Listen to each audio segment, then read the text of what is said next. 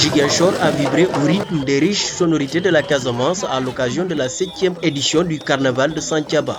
Cet événement, haut en couleur, a rassemblé de nombreux participants venus célébrer la diversité culturelle de la région. Véritable ciment de la cohésion sociale, la culture se positionne désormais comme un levier incontournable dans le processus de paix. Tout à fait, à mon avis, c'est par la culture que nous devons passer pour accéder à la paix. La culture est la voie la mieux indiquée qui réunit tout le monde. Parce que quand même, quand on est dans la culture, quand on est en culture, c'est des gens qui croient fermement à ce qu'ils sont en train de faire, qui croient et qui ont un besoin de s'exprimer autrement.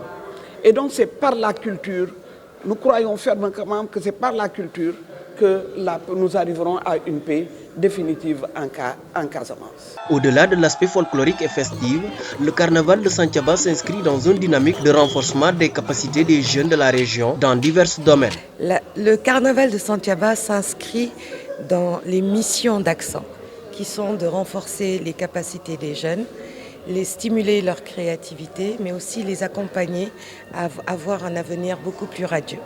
C'est dans cette logique que nous sommes, bien sûr, nous avons pris la décision d'accompagner la 7e édition pour en faire une action beaucoup plus structurée, une action pour redoubler l'impact qui avait déjà été créé, en tout cas pendant les 6 précédentes éditions, mais aussi apporter cette touche où en amont, il y aurait un renforcement des capacités des femmes, ce que nous avons fait grâce à la Fondation Friedrich Naumann, mais également d'avoir pu permettre d'élever le mouvement citoyen autour du quartier de Santhiaba.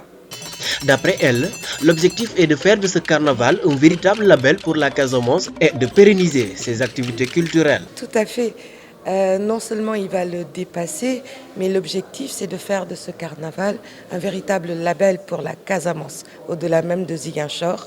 Le département aujourd'hui a été très impliqué dans l'organisation, qui a poussé et vraiment activé tout son réseau, toute sa dynamique et également son appui était vraiment à relever, ainsi que bien sûr le consortium, parce que dans nos missions avec le consortium Jeunesse Sénégal, l'idée pour nous c'est de répondre aux enjeux de la jeunesse, mais avec les jeunes.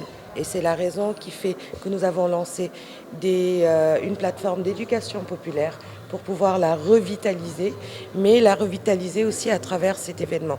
Quelles sont les problématiques des jeunes dans les enjeux culturels et socioculturels, mais quelles sont aussi les façons d'aborder beaucoup mieux le savoir-vivre, le savoir-être et le savoir-faire.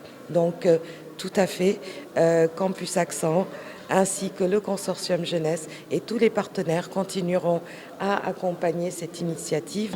Après un franc succès de cette 7e édition, l'initiateur du carnaval a saisi l'occasion pour remercier les partenaires et tous ceux qui ont contribué à la réussite de l'événement. Initiateur du carnaval de Santhiaba, en sa 7e édition-là, avec une co-organisation avec le campus Accent. Donc je me dis que vraiment un grand bravo à nos partenaires qui nous ont accompagnés, un grand bravo aux hommes de presse aussi, dont vous êtes les journalistes et tout, qui ont pu relater aussi cette édition et tout. Et les grands panélistes aussi, dont Khalifa Dramé, professeur El Hadj Fall, professeur Chongan, le rappeur Matador, tu vois, Cheikh Bambaloum, le styliste Sigir, et tant d'autres je dirais aussi. Et donc ça a été vraiment, cette édition était un tournant où vraiment ça nous donne envie de prendre nos ailes et de nous envoler aussi, parce qu'Accent nous a mis aussi dans ces bonnes conditions et on se souhaite du bien et puis voilà, vivement les prochaines éditions.